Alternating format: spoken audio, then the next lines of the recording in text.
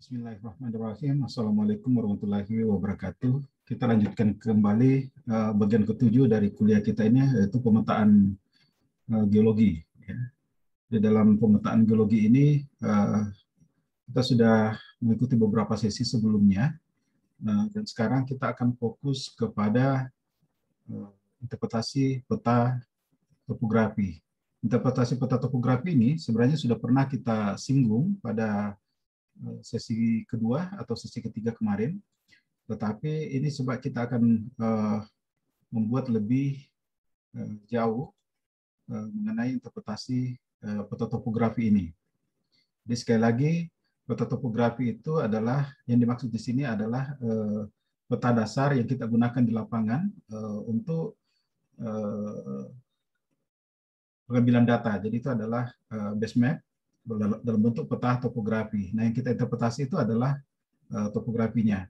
Nah, adik-adik sekalian, sekali lagi saya sampaikan bahwa pemetaan geologi itu bukan hanya pada saat kita berangkat ke lapangan, tetapi juga dimulai dari pada tahapan persiapan atau kita melakukan pemetaan di atas meja, ya. Kemudian pada saat itu kita mencoba mengambil data-data yang sudah ada sebelumnya, baik itu adalah data peta regional maupun peta-peta peneliti terdahulu. Nah, saya selalu menyampaikan kepada semua mahasiswa bahwa kecenderungan saat ini adalah kita sangat tergantung kepada peta regional. Jadi kadang-kadang untuk sebagai langkah pintas, pada saat kita membutuhkan suatu peta geologi, maka yang diambil itu adalah peta geologi regional. Nah, jika kita menggunakan peta atau daerah yang lebih kecil atau skupnya lebih kecil, maka dengan mudahnya atau dengan jalan pintas itu kemudian peta geologi regional itu yang diperbesar skalanya. Nah, sebelumnya saya sudah sampaikan bahwa memperbesar gambar itu tidak sama dengan memperbesar skala. Seharusnya memperbesar skala itu diikuti dengan bertambahnya jumlah informasi yang kita peroleh, semakin detailnya data-data yang kita peroleh, sehingga akan menghasilkan peta geologi yang lebih detail. Jadi, bisa saja peta geologi dengan skala besar yang kita buat itu akan berbeda dengan peta geologi regional. Itu sekaligus juga bisa menjadi koreksi untuk peta geologi regional. Atau di dalam peta geologi regional itu terdapat satu formasi, dan kemudian jika kita petakan lebih detail lagi, formasi itu ternyata masih bisa dibagi lagi menjadi beberapa satuan batuan. Ingat, formasi batuan dan satuan batuan itu sama, yang membedakan hanya persoalan resmi atau tidak resmi. Jadi di dalam satuan batuan itu bisa lagi dibagi-bagi sesuai dengan cakupan skala yang kita gunakan. Nah, begitu juga dengan struktur geologi. Struktur geologi itu, jika struktur geologi itu adalah skala regional, nanti pada saat kita memetakan dalam skala yang lebih besar, maka struktur geologi yang tergambarkan itu bisa saja berbeda, karena mungkin di geologi regional itu yang digambarkan itu hanya, atau yang dikumpulkan datanya atau dimunculkan datanya itu adalah struktur-struktur geologi mayor. Jadi kalau misalnya kita memperbesar skala atau lebih memperkecil cakupan area pemetaan, maka struktur-struktur geologi yang minor atau orde kesekian itu yang muncul di peta kita, sehingga bisa saja penampakannya misalnya berbeda atau arahnya berbeda dengan struktur geologi yang regional. Nah, pada saat tahapan persiapan ini, di samping kita mengumpulkan peta geologi regional seperti tadi saya sebutkan, peneliti terdahulu, kita juga harus menggunakan peta topografi yang dengan skala yang sesuai. Skala yang sesuai ini misalnya kalau kita memetakan pada peta 1:25.000, berarti interval konturnya itu harus 12,5 meter dan seterusnya seperti itu. Karena interval kontur itu kan 1/2000 kali skala peta. Jadi itu harus diikuti dengan konsisten. Semakin besar skala, maka interval kontur juga akan semakin besar, dan pola konturnya juga bisa akan lebih detail. Nah, pada saat ini kita akan coba melihat interpretasi peta lebih jauh. Kalau sebelumnya saya sudah menunjukkan bahwa peta topografi itu kurang lebih seperti ini, terdiri dari kontur-kontur. Garis kontur itu adalah garis yang menghubungkan titik-titik ketinggian yang sama di permukaan bumi, sehingga garis kontur itu memiliki beberapa sifat yang saya kira sudah dihafal di luar kepala. Misalnya kontur itu tidak bercabang, kontur itu tidak pernah terputus, kemudian kontur yang rapat menunjukkan bahwa dia kemiringannya lebih besar daripada kontur-kontur yang jarang dan sebagainya, bagaimana menggambarkan pola sungai, punggungan bukit dan sebagainya, itu kita sudah bahas sebelumnya. Nah, kalau kita lihat ini misalnya adalah peta topografi dengan interval kontur 10 meter, jadi ini 50, 60, 70 dan seterusnya. Kontur indeksnya setiap 50 meter, ini yang tebal-tebal ini, ya. Kemudian ini 60, ya 60, 70, 80, 90, ya. Berarti ini adalah kontur 100, kemudian ini kontur 110. Nah, bisa juga ini ya 90, 100, 110 dan seterusnya. Itu adalah besaran kontur dari masing-masing ini. Saya hanya menunjukkan sekilas saja. Kemudian hal berikutnya yang kita lakukan pada saat kita melakukan interpretasi adalah terlebih dahulu mengidentifikasi jalur-jalur sungai dan jalur-jalur punggungan bukit. Karena ingat, di dalam melakukan pemetaan geologi sangat penting untuk menentukan jalur-jalur lintasan yang akan kita lalui, karena tidak mungkin kita berkeliling di seluruh daerah ini secara acak, mengelilingi semuanya, itu energi tentu dibutuhkan terlalu besar dan kemudian waktu juga terlalu lama, sehingga diperlukan mencari jalur-jalur yang kira-kira mudah mendapatkan singkapan dan data yang dihasilkan juga maksimal. Nah, biasanya kita membuat lintasan itu melalui jalur-jalur sungai, punggungan bukit yang tererosi sehingga gampang kita dapatkan singkapan, atau jalan-jalan yang memotong lereng sehingga muncul singkapan di situ. Tetapi di samping itu juga kita harus memperhatikan bahwa lintasan yang baik itu adalah lintasan yang tegak lurus dengan strike, jadi searah dengan dip, ya, searah dengan dip, sehingga kemungkinan besar variasi batuan secara maksimal kita dapatkan dan mewakili keseluruhan daerah pemetaan kita. Jadi misalnya ini kita coba identifikasi jalur alur sungainya seperti ini, dan kemudian ini misalnya yang berwarna biru ini adalah punggungan bukit. Jadi dari sini kita bisa sudah melihat bahwa daerah yang sebelah utara ini beda catchment areanya atau daerah tangkapan hujannya dengan daerah yang bagian selatan ini. Jadi karena ini adalah punggungan bukit, ya, seperti ini.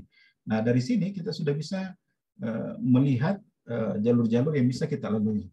Nah, sekarang dari pola kontur juga kita bisa melakukan interpretasi. Contoh misalnya ini adalah peta yang sama, ya, meskipun yang di sebelah kanan ini tidak ada lagi kontur indeks karena ini semuanya ketebalannya sama. Tadi di sini ada kontur indeks dan kemudian ada kontur biasanya.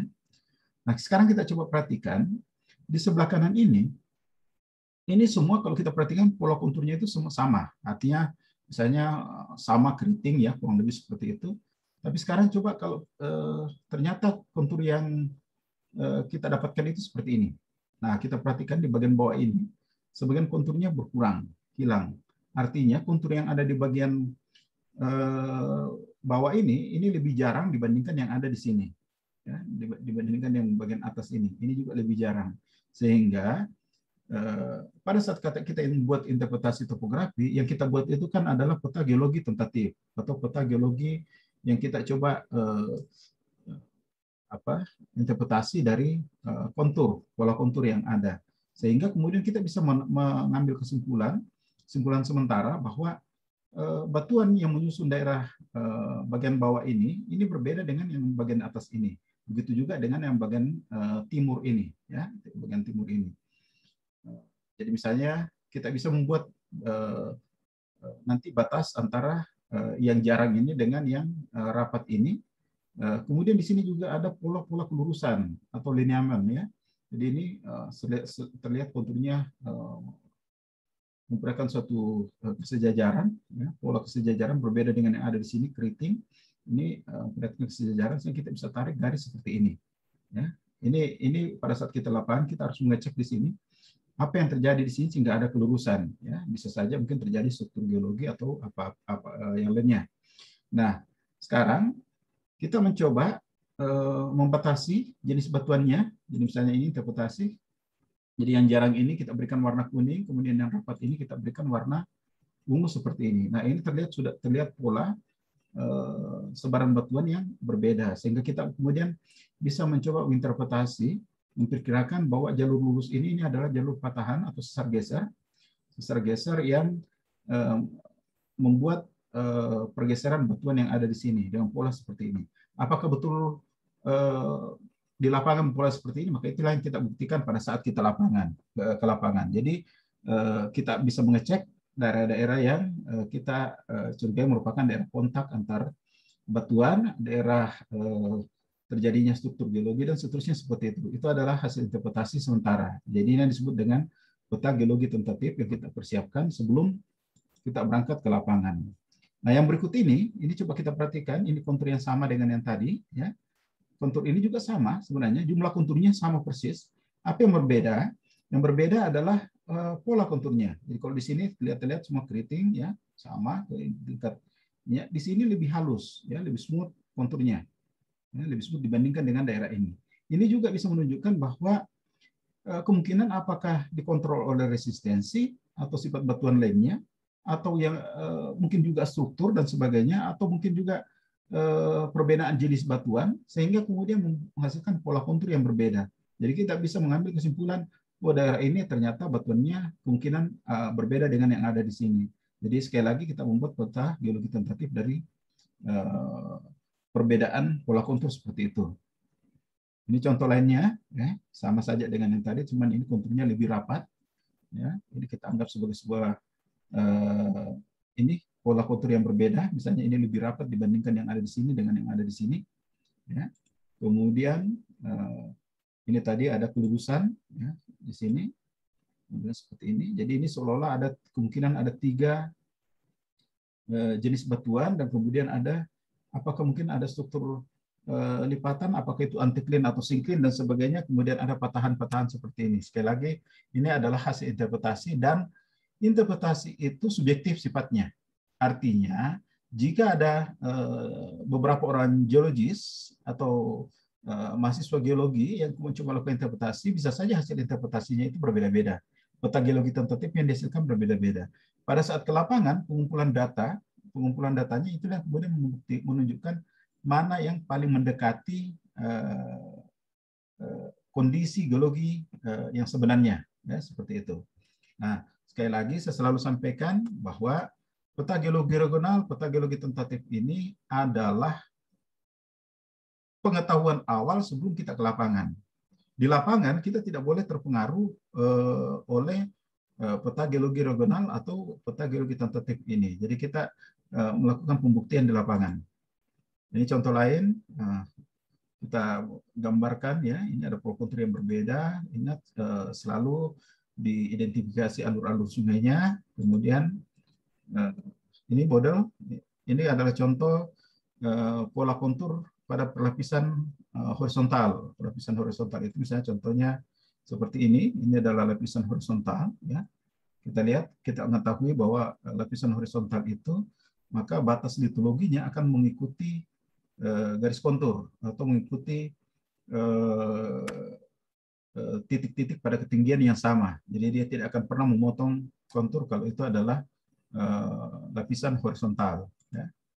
Kemudian ini contoh lapisan horizontal yang lain, ya, yang perlihatkan jadi kerapatan kontur pada ketinggian yang sama, atau kerapatan kontur pada ketinggian yang sama, relatif sama, kemungkinan menunjukkan resistensi batuan yang relatif sama pula. Jadi ini contoh lain dari pelapisan horizontal. Ini yang disebut dengan mesa, ya, model kayak meja, ya, suatu dataran yang ada di suatu puncak bukit atau puncak gunung yang datar, itu yang disebut dengan mesa, ya. Kemudian ini contoh lain, ya, kita perhatikan pada bagian ini ini pola konturnya rapat dan lebih halus dibandingkan dengan yang ada di sekitarnya ini. Ini menunjukkan pola sebaran stok ya, stok atau intrusi batuan, tubuh batuan yang tersingkap di permukaan. Kurang lebih modelnya seperti ini. Kemudian ini adalah bentuk daik. Daik itu adalah intrusi hipabisal yang memotong tubuh batuan sehingga dia membentuk semacam dinding alami ya, model seperti ini. Ini adalah daik, dia berupa garis lurus seperti ini, dan ini adalah pusat intrusinya. Jadi kalau ini berhubungan dengan mahmah, maka ini adalah dapur mahmahnya. Kemudian dia membuat suatu daik yang memotong bidang lapisan. Ini contoh lain, ini bentuk anticline. Kelihatannya tadi mirip dengan lapisan horizontal, cuma perbedaannya kalau di anticline atau syncline itu batas litologi itu cenderung memotong garis kontur. Kalau tadi yang horizontal itu dia tidak akan memotong garis kontur. Ini contoh lain, ini adalah fault ya. Fault ini ada kemurusan seperti ini, garis sesar. Entah ini membentuk horse and graben ya, seperti ini ya, kita buktikan nanti di lapangan. Ini contoh lain dari patahan ya, kita lihat ini ada lineamen-lineamen seperti ini ya, kelurusan-kelurusan. Ini sama ya, patahan-patahan, ada kelurusan-kelurusan yang kontur yang sangat rapat. Kemudian ini adalah syncline yang menunjam, arah penunjumannya ke sini ya, ke arah tenggara. Jadi terlihat bahwa pola-pola konturnya ini berbentuk seperti ini ya. Kemudian ini kita perhatikan bentuk lain. Ini adalah bentuk yang kita interpretasi sebagai gerakan tanah. Jadi kita lihat pola kontur ini tiba-tiba berbeda dengan yang bagian bawah ini dan yang bagian atas ini. Dan kemudian dia seperti hanya menggumpal di sini ya, menggumpal membentuk seperti di bagian bawahnya ini dia lebar, kemudian di bagian puncaknya ini dia mengecil. Ya. Jadi dia ini adalah kita interpretasi sebagai gerakan tanah. Apakah ini betul-betul seperti itu? Kita buktikan di lapangan pada saat kita melakukan pemetaan di lapangan. Nah, bisa juga kita melihat jenis batuan berdasarkan pola aliran sungai. Misalnya contoh, di sini ada dendritik, paralel, radial, anular, dan seterusnya. Ya, jadi kalau misalnya pola aliran dendritik itu menunjukkan batuan penyusun suatu daerah itu memiliki tingkat resistensi yang sama terhadap pelapukan dan erosi. Jadi dia menghasilkan pola-pola seperti cabang-cabang dahan-dahan pohon seperti ini yang merata ya. Jadi dia memperlihatkan tingkat resistensi batuan itu kurang lebih sama di seluruh permukaan area yang kita petakan. Kemudian contoh lain ini radial ya, radial dari satu puncak ini kemudian menyebar secara radial ke arah kaki gunung ini seperti ini. Ini biasanya khas ditemukan pada daerah gunung api. Nah, contoh ini ya, ini adalah puncak gunungnya, kemudian aliran sungai menyebar secara radial di sekitar gunung api. Ini bentuk lain dari paralel. Ya, paralel ini biasanya terbentuk pada suatu lereng yang memanjang, sehingga membentuk sungai, lembah-lembah sungai kecil dulu, kemudian semakin lama semakin besar membentuk sungai, dan ini sejajar-sejajar seperti ini disebut dengan paralel. Contoh seperti ini, ya, paralel sejajar seperti ini. Kemudian ada trellis, ini biasanya dicirikan dengan adanya sungai induk, kemudian ada anak-anak sungai yang tegak lurus dengan induk sungainya, yang sungai induk ini terdiri dari beberapa secara paralel seperti ini, ya. Itu biasanya mencirikan daerah lipatan. Ada syncline seperti ini. Kemudian ini modelnya ya sama. Ini adalah sungai utamanya, sungai induknya. Kemudian tegak lurus itu ada cabang-cabang anak sungai. Ya, seperti ini. Nah, ini rektangular biasanya terbentuk pada daerah yang dikontrol oleh batuan yang sudah mengalami penggekaran, ya, sehingga membentuk sungai yang tegak-tegak lurus, yang cabangnya tegak lurus terhadap sungai-sungai utamanya seperti ini. Ya. Kemudian itu bagian dari interpretasi interpretasi peta topografi. Nanti akan kita lanjutkan dengan kegiatan pengamatan di lapangan. Soalnya kita minggu depan kita akan coba melihat pengamatan di lapangan dan kemudian pengukuran di lapangan. Saya kira demikian. Terima kasih atas perhatiannya. Mohon maaf jika ada yang kurang paham. Nanti kita akan lanjutkan dengan diskusi. Wassalamualaikum warahmatullahi wabarakatuh.